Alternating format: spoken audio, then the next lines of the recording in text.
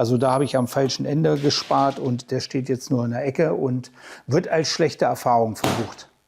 Das ist immer das riesengroße Problem mit Parkside. Viele Werkzeuge sind für den Preis wirklich so der absolute Hammer. Andere sind auch wirklich einfach nur Schrott. Und um das herauszufinden, mache ich seit Jahren diese YouTube-Videos. Die haben nicht nur euch viel Spaß gemacht, die haben auch mir wirklich immer viel Spaß gemacht.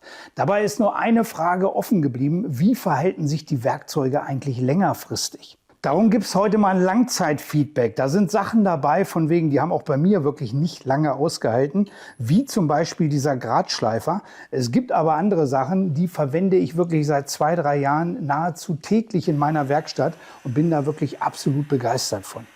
Besonders interessant sind dabei natürlich immer Produkte, um die so ein regelrechter Hype entstanden ist. Es gab zum Beispiel vor ungefähr 2 Jahren das erste Modell von einem Werkstattsauger. Der ist dem Original Festool Werkstattsauger sehr, sehr ähnlich nachempfunden, um das mal vorsichtig zu formulieren.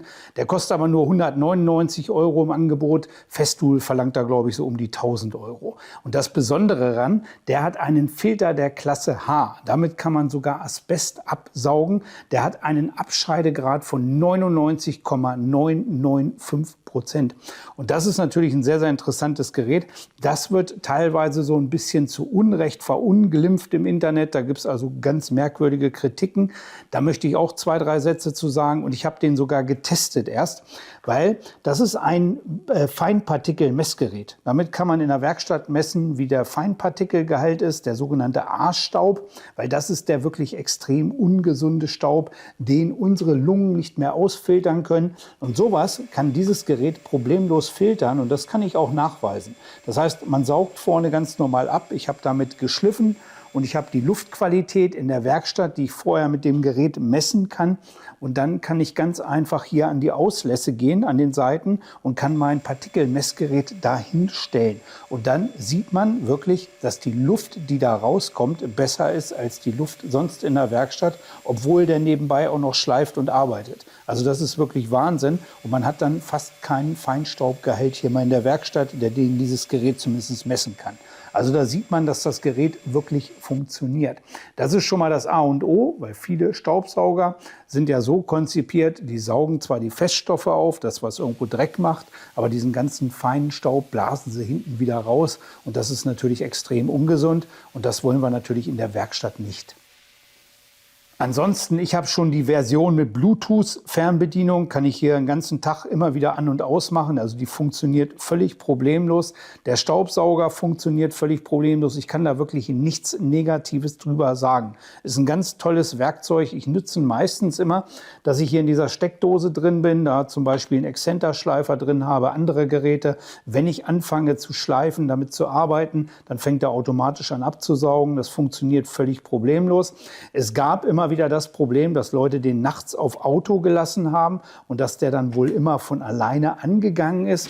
Dazu gibt es ein Update von Parkside. Das heißt, wenn man mit diesem Gerät die App nutzt, dann ist das Gerät so, dass es dann nach 2 Stunden auf dem Automodus ohne Benutzung ganz einfach aus ist. Dann müsste man also einmal den Taster drehen, wieder andrehen und dann sollte dieses mit diesem nachts von alleine angehen irgendwo abgestellt sein. Dafür muss man aber diese App benutzen. Ich benutze keine App in meiner Werkstatt, auch nicht mit dem Gerät, weil ich das für Schwachsinn halte. Aber wenn man das Problem hat, kann man das dadurch sehr leicht abstellen. Manche sagen dann deswegen irgendwo, weil dann auch Bluetooth natürlich nicht mehr funktioniert nach diesen 2 Stunden, das Gerät würde dann nicht mehr funktionieren. Das ist wie gesagt Schwachsinn. Ansonsten gibt es Kritikpunkte, die ich genauso nicht nachvollziehen kann, dass der Schlauch nicht weich und flexibel genug ist. Also für mich ist er weich und flexibel genug. Mag sein, dass irgendwelche Premium-Hersteller da was Besseres bieten, aber ich kann da wirklich nichts Negatives sagen.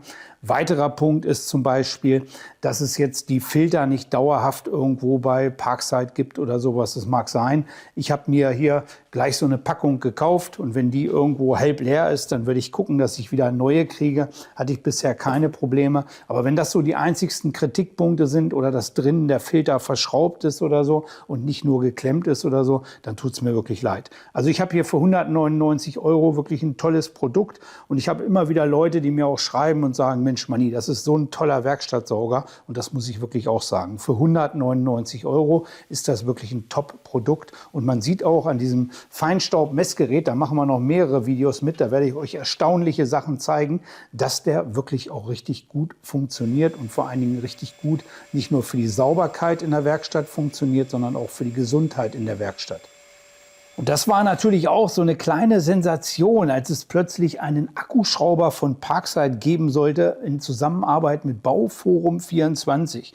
Wo der endlich nach langen Ankündigungen rauskam, habe ich mir den natürlich auch sofort gekauft. Bin morgens in Lidl geschossen, habe den selber gekauft, bezahlt, habe den hier getestet. War, glaube ich, der einzigste unabhängige Test. Alle anderen haben den irgendwo geschenkt bekommen. Ich habe leider keinen bekommen, ist aber auch egal. Ich habe den getestet und ich zeige euch mal, was ich jetzt an dem bemängeln muss, leider. Also im Prinzip ist das ein sehr, sehr schöner Akkuschrauber. Der liegt sehr gut in der Hand. Ich habe nur immer wieder das Problem, dass er hier oben nicht richtig einrastet. Und das ist gerade im Fall dieses Powergangs. Also der hat hier 3 verschiedene Gänge, ne? Dritter Gang, zweiter Gang und hat hier auch so einen Powergang. Und der rastet leider oft nicht mehr richtig ein.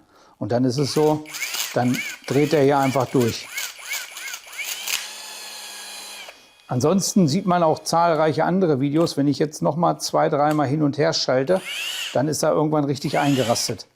Ansonsten sieht man zahlreiche andere Videos von mir, wo wir damit auch Gewinde geschnitten haben und dergleichen. Und das hat wirklich sehr gut funktioniert. Also ich nutze den wirklich sehr viel. Der steht den ganzen Tag in meiner Werkstatt. Zum Gewindeschneiden nehme ich den nur, weil der halt so eine langsame Drehzahl hat. Und das ist wirklich perfekt, wenn man mit einem Akkuschrauber Gewinde schneiden will. Der hat richtig viel Kraft in dieser langsamen Drehzahl. Man kann die Drehzahl hier hinten trotzdem auch noch einstellen oder so. Da muss ich auch wirklich sagen, ne, bis auf das, dass er hier ab und zu nicht einrastet oder so, finde ich, ist das wirklich ein tolles Werkzeug. Und gerade für den Preis, ich habe für das ganze Set 100 € bezahlt und bin da wirklich mehr als zufrieden mit. Und diese kleine Sache hier, ja gut, das ist so ein kleiner Kritikpunkt, da muss man manchmal 2-3 Mal hin und her oder so. Da relativiert sich, jetzt sieht man wieder, hier ist er nicht richtig eingerastet. Ne? Wenn man jetzt noch mal wieder hingeht und mit richtig Kraft rüberdrückt, dann rastet da mehr ein und dann funktioniert es auch. Das passiert also immer wieder. Jetzt ist es wieder nicht, ne? Und dann funktioniert er auch. Aber das sind so Kleinigkeiten. Aber ansonsten für den Preis oder so absoluter Hammer.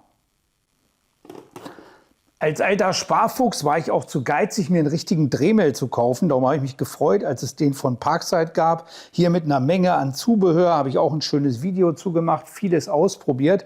Und da hat er wirklich auch tadellos funktioniert.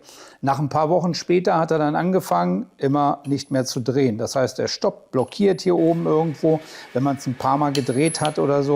Wenn man ein bisschen Glück hat, fängt er irgendwann an zu drehen. Jetzt will er heute gar nicht wieder.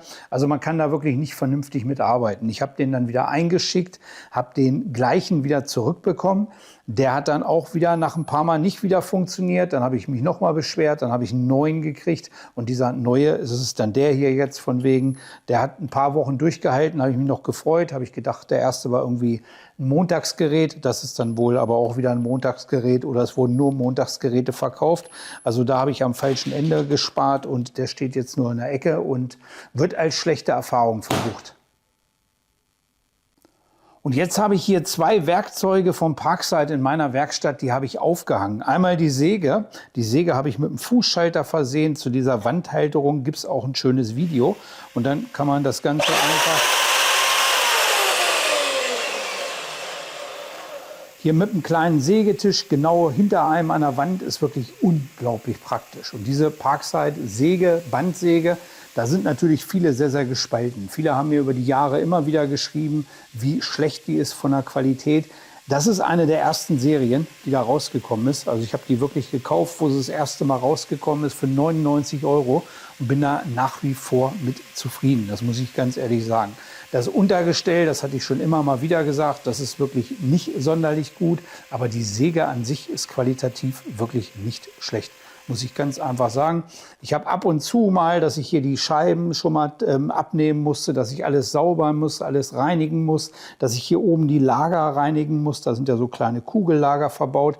Das ist alles so ein bisschen dabei, was ich immer mal wieder machen muss. Das muss man aber bei jeder Metallbandsäge machen. Ansonsten bin ich damit zufrieden. Was bei vielen Parkside-Produkten wirklich ärgerlich ist, sind die Ersatzteile. Und das sagen auch halt viele immer, wenn so ein Werkzeug mal kaputt geht, dann kann man es eigentlich nur wegschmeißen. Das ist immer schade. Hier ist zum Beispiel an der Säge, sind hier immer diese Gummis drauf. Auf den Riemenscheiben, glaube ich, wie die heißen, sind diese Gummis drauf. Und dieses Gummi ist extrem abgenutzt. Das hat dann immer zur Folge, dass das Sägeband dann doch immer mal hier rausspringt. Das ist immer ärgerlich, muss man immer wieder stoppen, muss man das hier abschrauben. Hier ist eine Schraube, dann ist der Rest hier so geklemmt und dann kann man das hier wieder dran machen und dann kann man weitermachen. Es nervt aber und je mehr sich das abnutzt über die Jahre, desto schneller geht das Sägeband hier runter. Ne? Also ist ein bisschen nervig, wäre schön, wenn man da auch ein Ersatzteil kriegen könnte. Wenn jemand da schon mal sich ein Ersatzteil besorgt hat, dann bitte melden. Sowas brauche ich nämlich auch dringend, weil ich finde diese Säge so toll und wegen so einer Kleinigkeit wäre es wirklich schade, wenn man sowas wegschmeißen müsste. Genauso habe ich diese Satiniermaschine aufgehangen und das funktioniert wirklich auch extrem gut. Ich habe hier eine vernünftige Aufnahme, Satiniermaschine hängt hier und jetzt kann ich hier hingehen, kann hier Sachen bürsten, polieren. Ich hatte es mir damals so gedacht, dass ich mir das hier noch so mache, dass ich hier vorne dran arbeiten kann. Nutze ich in der Praxis nicht. Wenn ich irgendwann mal Zeit habe und dran denke, muss ich das hier mal abschrauben. Weil dann kann man hier, oder abschneiden mit der Flex, dann kann man hier auf der ganzen Fläche arbeiten. Ich habe eben schon mal den Werkstattsauger angeschlossen und habe dann einfach die Steckdose für die Satiniermaschine hier vorne benutzt am Werkstattsauger. Und wenn ich jetzt hier anmache, dann geht der Werkstattsauger sofort an.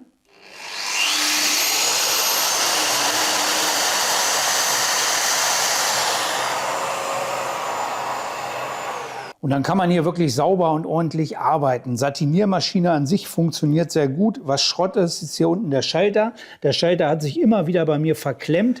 Irgendwann musste ich ihn auseinandernehmen, habe die ganze Maschine auseinandergepflückt und habe da eine halbe Stunde dran rumgefummelt, das irgendwie wieder zusammenzukriegen. Seitdem funktioniert er vernünftig. Aber an sich gegen die Satiniermaschine für 39,99 €, was die mal gekostet hat, da kann man wirklich nichts gegen sagen. Also finde ein tolles Werkzeug, eine tolle Möglichkeit. Und das ist halt so ein Werkzeug, das war früher nahezu unbezahlbar. Die ersten Satiniermaschinen, die ich mir vor Jahren mal angeguckt habe, die haben dann wirklich 400, 500 € gekostet. Heute kriegt man sowas irgendwo für 40 € im Discounter und dafür finde ich es wirklich absolut genial. Und dann gibt es immer die, die sagen, ich habe mir ein Parkside-Werkzeug gekauft und schon beim ersten Mal anmachen hat das Ganze schon nicht mehr funktioniert. Ärgerlich, dann kann man das Ganze zurückschicken, zurückbringen. Und das ist mir definitiv auch schon passiert. Ich habe zum Beispiel mal so einen Parkside-Akku-Winkelschleifer gegen ein Bosch-Gerät getestet. Und das war wirklich auch, dass der Parkside-Akku-Winkelschleifer 2 Schnitte gemacht hat und dann war er defekt. Dann ging gar nichts mehr. Ich habe den Akku getauscht, ich habe den abkühlen lassen, ich habe hier oben die Scheibe gedreht, ob es irgendwas mit dem Getriebe ist. Es ging wirklich nichts mehr.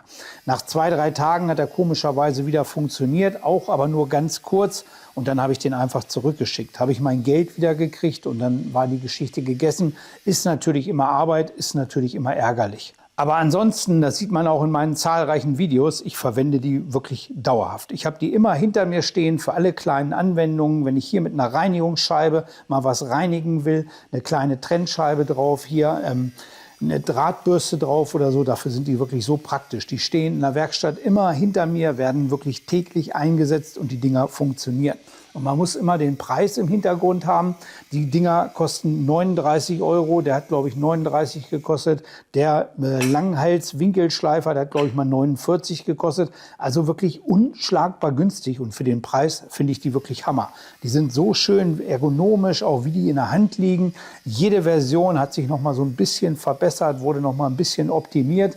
Genauso ist das mit diesem Gradschleifer hier. Den verwende ich auch sehr viel. Hier ist auch gerade eine Drahtbürste drauf, manchmal ein Schleifkörper. Gerade wenn man so Kleinigkeiten nacharbeiten will, ich habe auch kabelgebundene, ist der hier aber viel flexibler. Kann man wirklich immer schön mitarbeiten, kann man überall rein mit. So ein Gradschleifer oder so in der Akkuversion war früher wirklich so ein absoluter Traum. Und hier ist das auch für 30, 40 € möglich oder so. Der hat sogar noch eine Drehzahlregulierung. Viele andere Geräte, die sonst auf dem Markt für deutlich mehr verkauft werden, die haben dann nicht mal eine Drehzahlregulierung. Also hier kann man einen Fräser einspannen, hier kann man eine Drahtbürste einspannen. So ein schönes, flexibles Werkzeug und funktioniert bei mir wirklich auch von Anfang an. Und es soll ja auch nicht zu positiv werden, darum hier nochmal was Negatives. Negatives bieten hier oft die Akkus. Gerade die ältere Generation, die sind von der Qualität her nicht so gut. Ich habe jetzt viel die neueren im Einsatz. Das sind diese zum Beispiel 12 Ampere-Stunden Akkus. Damit hat so ein Winkelschleifer natürlich richtig, richtig PS. Und auch verschiedene Gartengeräte. Also das ist wirklich Wahnsinn. Aber von diesen älteren, die sind auch nicht so alt. Die sind vielleicht so 2, 3 Jahre alt. Ich habe die eigentlich immer gut gepflegt. Habe mich auch bemüht, die, wenn ich die länger nicht benutze, immer die auf 60% nur aufzuladen und. Aber am Ende des Tages lange gehalten haben sie nicht. Das ist einer von 3, die ich hier habe, die Schrott sind, die man wirklich nur noch wegschmeißen kann. Also ja, Akkus habe ich teilweise schlechte Erfahrungen gemacht. Ich will hoffen, dass die teuren Dinger hier wirklich länger halten. Was sehr, sehr kontrovers diskutiert wurde, war dieses Bohrer-Schärfgerät. Meins funktioniert. Das habe ich hier in der Werkstatt, das benutze ich regelmäßig wirklich, um normale Bohrer ganz einfach hier mit anzuschärfen. Die kann man hier hinten ausrichten, kann die dann hier nachschleifen, kann die hier seitlich noch ausspitzen. Beim Ausspitzen muss man immer ein bisschen vorsichtig sein, da kann man nicht mit Gewalt vorgehen. Aber ansonsten ist das wirklich ein sehr schönes Gerät und es funktioniert. Das Problem ist aber, es gibt auch viele Varianten, die nicht funktionieren. Also es gibt da so massive Qualitätsunterschiede. Ich habe noch ein zweites Gerät hier und das funktioniert auch überhaupt nicht. Da schlägt der Stein, da funktioniert das hier hinten mit dem Zentrieren nicht. Also es gibt da riesengroße Unterschiede, wie die Geräte montiert sind. Und das ist natürlich oft auch so ein Parkside-typisches Problem, dass es da qualitativ starke Unterschiede gibt. Ich hatte halt wirklich Glück, dass ich ganz normal im Lidl war, mir das Gerät gekauft habe, Bohrer angeschliffen habe, ein bisschen rumgefummelt habe, ein bisschen mir Bedienungsanleitungen durchgelesen habe und dann hat es wirklich gut funktioniert. Und das ist natürlich für den Preis Hammer. Aber wenn man sich so ein Gerät bestellt hat, sich darauf freut, das verstehe ich natürlich auch und dann funktioniert es überhaupt nicht, da kann man natürlich eine Macke kriegen. Das Video dazu ist zum Beispiel auch nicht mehr online. Das liegt aber nicht an mir, da gab es rechtliche Beschwerden bei YouTube. Das wird wahrscheinlich der Hersteller von dem Originalgerät gewesen sein. Ich weiß es nicht. Irgendwer hat sich rechtlich beschwert. Ich wollte das nicht irgendwo rechtlich ausfechten, habe mir keinen Anwalt dafür genommen, weil es ist nur ein kleines Spaßvideo am Ende des Tages gewesen. Darum habe ich das Video ganz einfach löschen lassen, habe die Sache auf sich beruhen lassen. Zu den Schweißgeräten und den Plasmaschneidern habe ich, glaube ich, mehr als genug Videos zugemacht. Das ist schade, dass es da schon so lange nichts Neues mehr gab. Was ich hier noch stehen habe, ist die Parkside Metallkreissäge. Das ist eine Akkumetallkreissäge mit Spänefänger, habe ich auch in verschiedenen Videos gezeigt und ich finde, für den Preis ist die wirklich auch super. Funktioniert, ich benutze sie sehr, sehr selten, aber wenn ich sie benutze, dann funktioniert sie wirklich. Also man sieht auch immer so, dass die Wahrheit so ein bisschen in der Mitte liegt. Es gibt Sachen, die wirklich absoluter Schrott sind. Es gibt Sachen, die aber auch wirklich toll sind. Ich habe mir zum Beispiel neulich auch mal diese Parkside Magneten geholt. Schweißmagneten von Parkside. Also die haben überhaupt keine Haltekraft. Die kann ich hier abziehen. Den kann man auch nichts richtig positionieren. Also sind unterirdisch. Zum Beispiel habe ich die gleiche Größe von Stahlwerk und da kann ich richtig dran ziehen. Und hier ist es also, es ist eine ganz leichte Kraft. Hier muss ich auch erstmal ein bisschen doller ziehen, dass ich die abkriege. Und hier ist gar nichts, ne? Gar nichts. Also es ist Wahnsinn teilweise. Auf der anderen Seite muss man immer sehen, und das sage ich immer wieder an solchen Sachen wie den Akkuwinkelschleifern, die wirklich toll sind, oder zum Beispiel diesem Werkstattsauger, weil 1000 € für einen Festool-Werkstattsauger würde ich niemals ausgeben, aber für 199 € vom Parkside, da kauft man sich sowas. Man hat einen Werkstattsauger mit einem Haarfilter, der wirklich für eine saubere Werkstatt sorgt, der für eine saubere Werkstattluft sorgt und. Also finde ich so tolle Sachen und das ist halt Parkside. Und das kauft man, das testen wir auch weiterhin auf diesem Kanal und gucken, was da wirklich gut ist. Und was gut ist, das empfehle ich euch. Und wenn es längerfristig Schrott ist, dann werde ich euch das auch erzählen. In diesem Sinne, macht's gut, euer Manni.